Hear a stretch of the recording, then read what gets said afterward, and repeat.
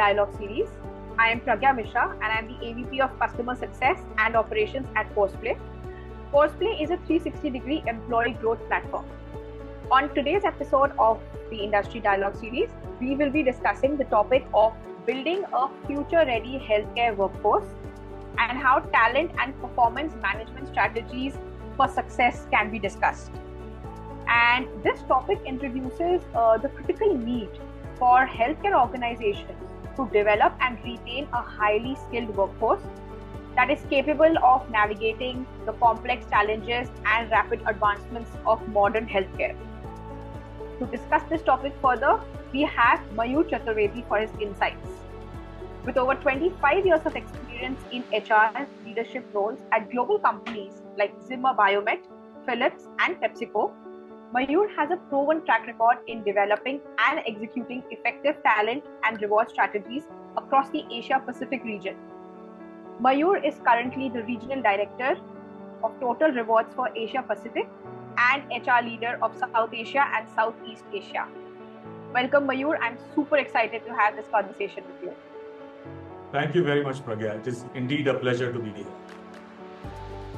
When it comes to the organization's point of view, what do companies do in order to attract and retain top talent in such a competitive market? So, intent point of view is that we invest. So one is that we partner with organizations outside of your current. So for example, educational institutes, right? We collaborate with them. We also collaborate. We invite SCPs to come and train our colleagues.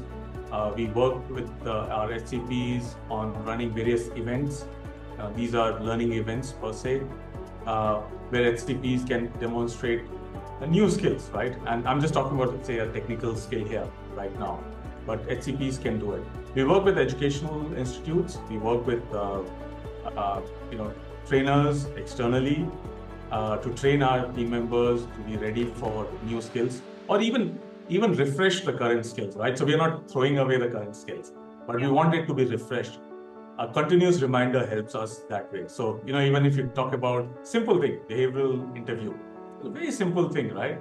Yeah. It has been in works for many, many years. And can we say, oh, we have done a good job? No, stop. We cannot. And now it's more important, with virtual work coming in, where people are not really working in out of one office every day. Even the best case would be a hybrid. Yes, few companies are bringing people back, but where people are not working, where you're assessing individual more from a point of view is that person will deliver on your expectation during an interview. All these need skills. So as an organization, we are doing that. So that's our first thing, that we are doing it. And I believe most of the healthcare companies will be implementing something this or even more than this.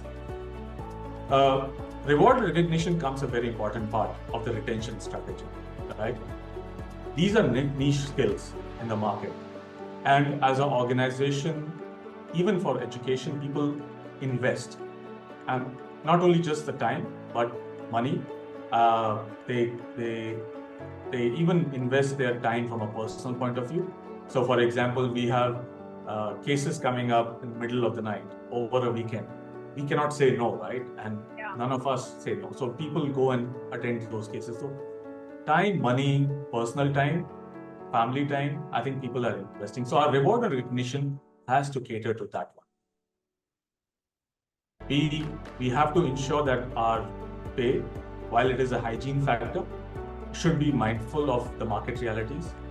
Also trying to get the best talent coming in, retaining the best talent coming in, retaining the best talent, and also ensuring that we have an ability to attract, retain, and develop the talent from a total rewards. The recognition part, good job done, is good job done the day you tell the person it is good job done. Otherwise, who knows whether it is good job done. And it is important for us to use the recognition platform quite frequently on that one. And it should not be just everything a monetary, thank you email, a blast on LinkedIn, talking about someone's achievement, clapping for that individual, all that goes big time there. But that is part of our recognition culture that every company is investing and should invest. Last that I can talk about on this is cross-functional training. I think careers nowadays are not made by just getting promoted on the same role, right? And we also know as you get promoted, as you take up bigger roles, you have to have knowledge beyond your function. And you need to understand about finance, you need to understand about HR, you need to understand about supply chain, you need to understand about regulatory affairs. I can go on. So cross-functional training, and that's where the team members have to have that kind of a mindset, but organizations also have to have a program which can take care of it. Could be stretch assignments, could be cross-functional training, could be a specific project where people can do it.